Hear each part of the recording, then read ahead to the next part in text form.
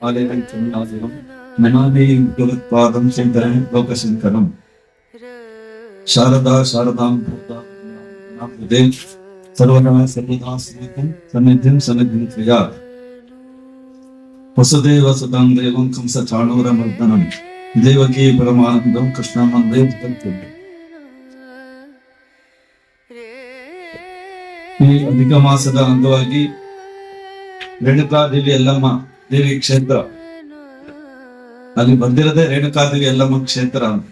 ಮತ್ತೆ ಅಮ್ಮವ್ರು ಹೇಳೋದು ತಾರಾದೇವಿ ಅಂತ ಹೇಳಿ ಎಲ್ಲವೂ ಒಂದೇ. ಈ ಕ್ಷೇತ್ರದಲ್ಲಿ ದೊಡ್ಡ ಕ್ಷೇತ್ರ, ನಮ್ಮ ಗುರುಗಳು ಪಾದ ಇಟ್ಟಂತ ಕ್ಷೇತ್ರ.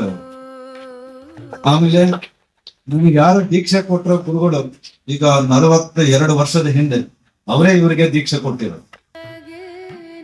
ಹಾಗಾಗಿ ಅವ್ರಿಗೆ ಎಂಥ ಮಹಾಮಹಿಮರು ಅಂದ್ರೆ ನಮ್ಮ ಗುರುಗಳು ಅವ್ರಿಗೆ ಕೊಟ್ಟ ದೀಕ್ಷೆ ಕೊಟ್ಟ ಗುರುಗಳು ಹೇಳ್ತಿದ್ರು, ದೇಶದಲ್ಲಿ ಎಲ್ಲೆಲ್ಲೂ ಇವರಂತೆ ಆಚರಣೆ ಮಾಡ್ತಕ್ಕಂಥವ್ರು ವ್ಯಕ್ತಿಗಳು ಇಲ್ಲ ಅಂತ ಅವ್ರು ಹೇಳ್ತಿದ್ರು. ಅವ್ರ ಗುರುಗಳು ಹೇಳ್ತಾ ಇದ್ರು, ಅವ್ರು ಇಡೀ ಭರತಖಂಡವನ್ನ 4 ಬಾರಿ ಸುತ್ತ ಬಂದಿರು ನಮ್ಮ ಪರಮ ಗುರುಗಳು.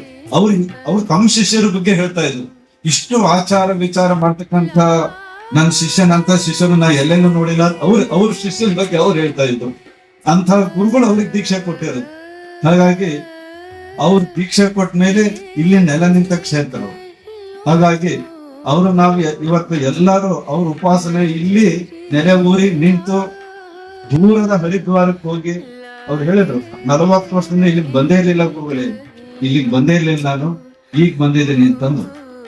ಹಾಗಾಗಿ ನಾನು ಅನಾರೋಗ್ಯ ಕಾರಣ ದಾವಣಗೆರೆಯಲ್ಲಿದ್ದಾಗ ಒಂದು ದಿವಸ ರಾತ್ರಿ ಏಕಾಏಕಿ ನನಗೆ ಅವರು ದೂರದಲ್ಲಿ ಹರಿದ್ವಾರದಲ್ಲಿ ಇದ್ದಾರೆ ಅಂತ ಕೇಳಿದ್ದೆ. ಪ್ರಯಾಗದಲ್ಲೆಲ್ಲ ಅವ್ರ ಭಾಷಣ ಇದ್ಮೇಲೆ ಕೇಳ್ತಿದ್ದೆ.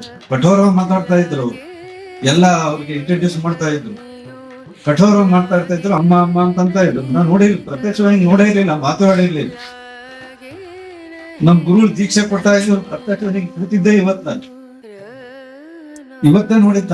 ಆಮೇಲೆ ದಾವಣಗೆರೆಗೆ ಬಂದಾಗ ಅವರು ತುಂಬಾ ಹೊತ್ತು ಮಾತಾಡಿದ್ರು. ಅವರಿಗೆ ಯಾರು ಹೇಳಿದ್ರು, ನಾವೊಂದು ಕಷ್ಟದಲ್ಲಿ ಇದ್ದೇನೆ, ಅಲ್ಲಿಗೆ ಬಂದು ಬಹಳ ತನಕ ಮಾತಾಡಿ ಆಮೇಲೆ ಹೀಗೊಂದು ನಾನು ಹೋಮ ನಾನು ಯಾವಾಗ ಕರೆಸ್ದೇನೋ ಗೊತ್ತಿಲ್ಲ, ಅವ್ರು ನೀವು ಬರ್ಬೇಕು ಅಂದಿದ್ರು.